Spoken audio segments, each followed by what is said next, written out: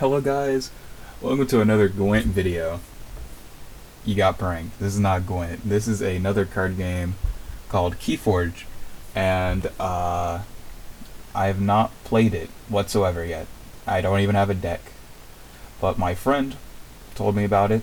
I got interested by the idea, and now I basically know all the rules without even playing it. I kind of, like, just by watching people opening decks, I've learned the ways, right? But of course, as a man who hasn't played yet, my mind is still fresh.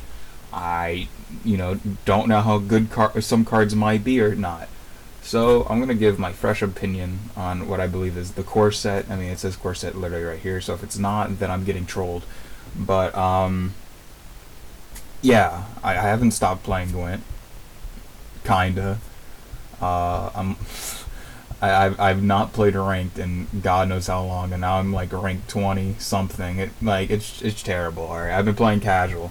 All right, I'm not what I used to be, but I wanted to see about this card game, and see if my thoughts on these cards are correct. Because today I'm gonna look at all the Brobnar cards.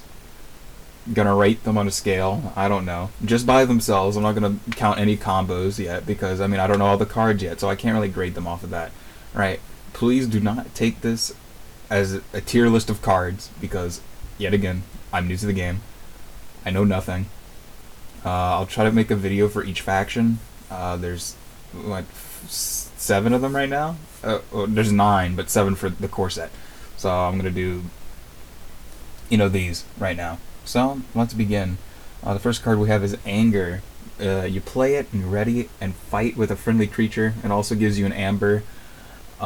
Seems really good, especially, it can be any creature, I believe. It doesn't say it has to be a Brobnar card, or a Brobnar creature, so you can ready and fight with any friendly creature. That's pretty good, and it gives you an Amber. Now, I know Brobnar is all about attacking, so most likely you'll play this on a Brobnar creature, but you might have a creature that does some dumb stuff on a fight. I'll rate this a good old B, I think. Anger's pretty good. Barehanded. Put each artifact on top of its owner's deck. Gives you 1 Amber. It's kind of ass. It's kind of ass. I mean, if you don't have an artifact, then it's really good. But I mean, it's not like you're. I guess you stall on this game. Things don't really do much until the next turn. I'll give it a C. It gives you an Amber still. Blood Money. Place 2 Amber from the common supply on an enemy creature. This card's shit. That card's shit. I just don't. I don't see that card being any good. Like, Anger is a lot. I mean, I guess you could play Blood Money into Anger, or Blood Money attack someone, but Blood Money alone is just, like, out of every other card, it's just booty hole. I would never want this card in my deck. I give it not an F, I give it a D, because I mean, still you could, but like, the thing is, your opponent can combo off of this, right? Your opponent can use the Blood Money to their advantage, and I mean, you're screwed. But of course it is. I'll still say D tier. It's not F though, because you might, it's in Brobnar. You get to fight a lot, so it's not F. Brothers in Battle. Choose a house. For the remainder of the turn, each friendly creature of that house may fight. A tier. That's A tier. Well, that's nutty. You get your Brobnar fights, and a whole other house to fight. That's great, and you get an Aether for it. It's great. A tier. Burn the stockpile. If your opponent has 7 Amber or more, they lose 4. That's a really good card. Yet again, I think I'm going to say A tier for that one. That's a really good card right there. Champion's Challenge. Destroy each enemy creature except the most powerful enemy creature. Destroy each friendly creature except the most powerful friendly creature. Ready and fight with your remaining creature. Alright, so this is a good board. It's a good board wipe. You get to keep a creature, hoping that, I mean, your creature is more powerful than their most powerful creature. I'd say B. I'd say B tier. Usually board wipes are pretty good. Well, then again, it's a Brobnar card. You're probably flooding the field with creatures I mean, it depends on what deck you get. Any deck could be anything. You might not have any creatures for a Brobnar deck, which would be depressive. But it's Champion's Challenge, so it most likely would be put in a deck with creatures. So, I'd B tier. B tier still. Okay. Coward's Inn. Restore each undamaged creature, gain 3 chains. For a Brobnar card, it's destroying each undamaged creature. That's a very interesting one. I mean, this is going off the fact, I'm guessing, that, you know, your guys have been in fights, so they're damaged, right? So they're not getting destroyed. But you also get 3 chains. I don't know if gain 3 chains means you give it to your opponent. I know chains are bad, but I'm expecting that the 3 chains go to you because it doesn't say opponent gets it. So I'd have to rate this as C tier. That's pretty shit. Follow the leader. For the remainder of the turn, each friendly creature may fight. Wait, what? That's literally Brothers in Battle, but it doesn't give you an amber. This is better Brothers in Battle in certain conditions. That's okay. Like, let's look at the upsides, right, or downsides of each card. Brothers in Battle, you know, gives you an amber, but you get less creatures to fight with. Possibly, you see, that's a I say they're both A tier. Those are both really good cards. Lava Ball. Deal 4 damage to a creature with 2 splash. Well, that's a pretty good damage card. I'd B tier. For the remainder of the turn, gain 1 amber each time an enemy creature is destroyed. Each time an enemy creature is destroyed. Oh my god. Loot the bodies. That is a card right there. You're Brobnar, you're destroying everyone. I mean, yeah, yeah. Take that, Smarty Pants. Steal 2 if your opponent has 3 or more Logos cards in play. That's too conditional. I didn't even grade Loot the Bodies, did I? I said A. Okay, whatever. Take that, Smarty Pants is fucking F. That's too conditional. It's way too conditional. They might not even have Logos, and then you're really screwed. Punch, deal 3 damage to a creature, gives you an amber. See, Lava Ball is better, but it doesn't give you an amber. But I mean, I think it just trades off. So I think Punch is worse than Lava Ball. I give Punch a C. I think Lava Ball is better. I'd rather Lava Ball without the amber than. It depends on the deck, but I mean, yeah. Relentless Assault, ready and fight with up to 3 different friendly creatures, 1 at a time. Wow. That card right there, pretty good. A tier. I mean, you just get 3 free fights. After you can reap you can use your creatures to reap, and then fight with them, or you can fight double fight. Like, it's just, yeah, A tier. Gain 2 if you control more creatures than your opponent. Hopefully this goes in a creature deck. If it doesn't, it's really shit. But if it does, you get 1 free amber just to play it, and then you get another 2 because you have more creatures. And if you're playing Brobnar, you're most likely gonna have creatures unless the deck screws you. So I give this a solid B tier. I mean, it just gives you amber. You ramp it out. Sound the Horns. Discard cards from the top of your deck until you either discard a Brobnar creature or run out of cards. If you discard a Brobnar creature, put it into your hand. So 1 amber, you get a free creature to play this turn. What happens to the other cards? I guess they just get discarded. So yeah, you're milling your deck. In some cases this is good, some cases this is bad. I mean, of course, thinning your deck is really good if you have a shit deck. I mean, you see, here's the thing. If Sound the Horns is in a shit deck, it's actually better. But if it's in a good deck, it's worse. So I give it a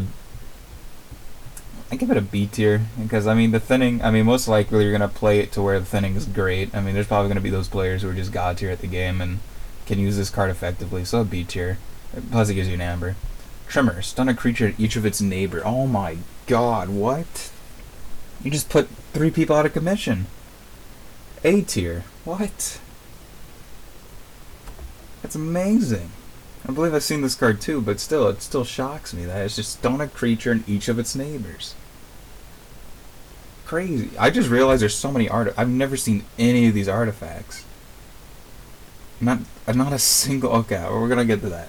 Unguarded Camp. For each creature you have in excess of your opponent, a friendly creature captures one. Each creature cannot capture more than one this way. Okay, so for each creature you have more than your opponent, you get to capture one.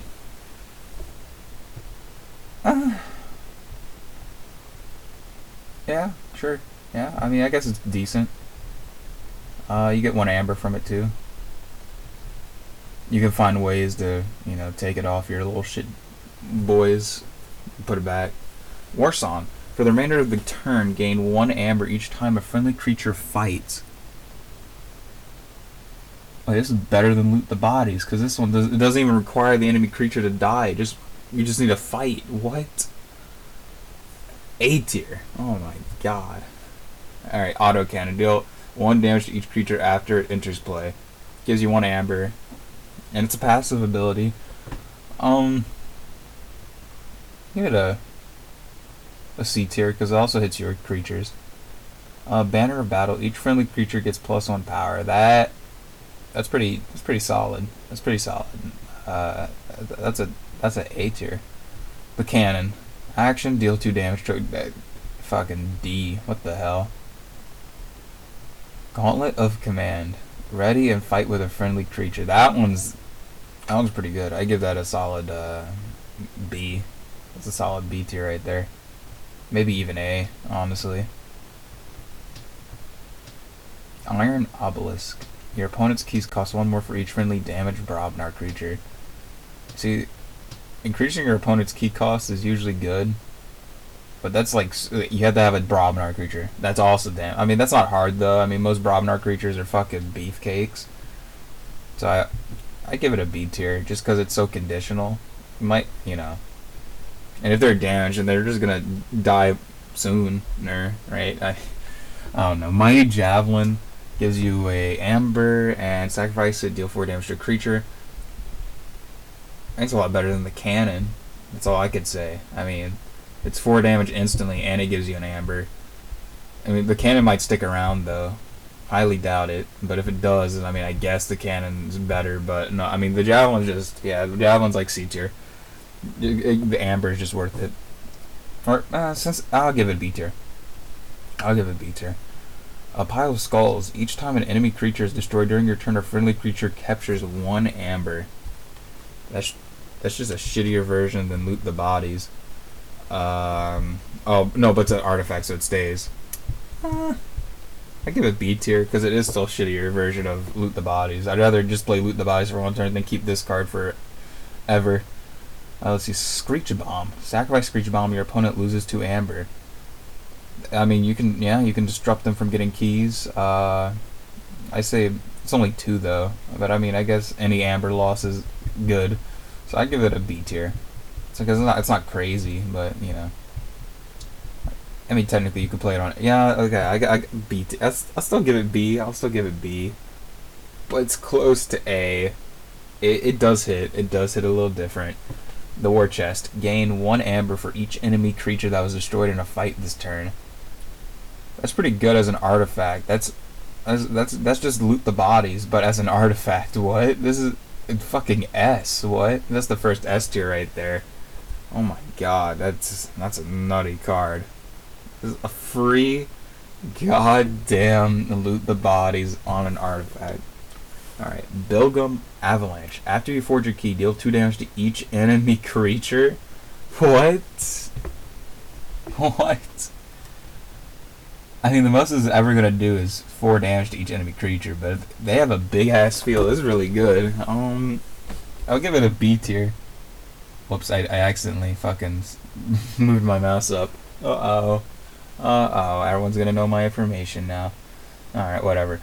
Valder. 6 toughness or power. Yeah, it's power. Whoops, I said toughness. Calm down. Alright, Valder deals 2 damage while attacking an enemy creature on the flank. Oh my god, she just brutalizes someone. Yeah, I mean, I'm not comparing it to any of the creatures, so not comparing it, I give it a B tier. I mean, it's a big creature. Bumpsy. Your opponent loses 1 amber. Huh. That's only a one-time thing though. But you do get a 5-drop with it. You do in fact get a 5-drop with it. If you can find cards that bounce it or some way like that, I give this a C tier. Earth Shaker. Destroy each creature with power 3 or less. Oh my god. Huh. Huh. How do I rate this, man? Is this an S tier? I think this is an S tier. Well, you gotta think, there's 2 other factions with you, and they might have weak ass creatures. I'll give it an A. I'll give it an A. It's really good. Fire Spitter. Before fight, deal 1 damage to each enemy creature. Oh, that's not bad. He does have some armor. Armor's always good. I thought armor was going to be a relevant thing, because the first 2 openings I saw, everything had armor on it. And now that I've like really invested myself in this game, I realize nothing has goddamn armor in this game. It's crazy. A Fire Spitter, I'll give a B tier. He's a B tier. Definitely a B tier. Gengar, this card I've seen a lot. It's an S tier. It's pretty good. It's really fucking good. Grenade Snib. Your opponent loses 2 amber. So if he's destroyed, he's a 2-drop himself, so he's easily destroyed. But he's kind of relatable to the Bumpsy, but they took away 3 power to lose 1 amber, so he's kind of just the same rating, honestly. Headhunter. Fight, gain 1 amber. You see, now this is a thing, because this could continuously continue to happen. You see, this is just a one-time thing. This is a continuous thing right here. This literally just makes him better than Bumpsy. Well, I mean, it depends if you want your. I mean, because it's different. You're gaining 1, they're losing 1, but this thing can continuously give you 1. That's that. A tier. Heb the Huge. Deal 2 damage to each other undamaged creature. More than likely, their creatures are already gonna be damaged. So this guy's coming in a 6-drop, do nothing. I'd say C tier. Kefeli Dragon. Kilifi Dragon. I don't. Kilifi Dragon cannot be played unless you have 7 or more. Amber. Fight or Reap. Gain 1 amber, deal 5 damage to a creature. That is insane. That is insane. I think the problem is though 7 or more amber. Because you have to build a key at the beginning of your turn. So if you can't ready this on the same turn, like you can't play like Gengar, Chieftain, or one of the other spells, you're screwed. You're really screwed by playing this guy. Oh wait, no, he does. He can still attack with their. Oh wait, never mind. Wait, what am I saying? Wait, I thought it the wrong way. I didn't read it wrong. I just thought it wrong. Okay, never mind. This guy's definitely good. I give it A tier, just because he has that condition that you have to have 7 or more amber. But I mean, I guess what I was saying still goes. I mean, because say you get 7 or more amber, and then you pass the turn, you want to go Brobnar next turn, but now you're forced to build that key. Well, now you're screwed. But you know, if you have the 7 or more amber while you have Brobnar out, then I mean, yeah. Continuing on, King of the Crag. Each enemy Brobnar creature gets -2, 7 power. I graded the Logos one badly, but this one is in fact a creature that's a 7-drop. Doesn't make him any better. I rate this D tier because it's just so conditional. He might be a 7-drop, do nothing. Crump. After an enemy creature is destroyed fighting Crump, its controller loses 1. S. Really good card. S. That's phenomenal. 6 power. And obliterate. Alright. Lomir Flamefist. If your opponent has 7 or more, they lose 2. Huh. This is only on play though. It's literally just a better Bumpsy that might hit them. That might hit more.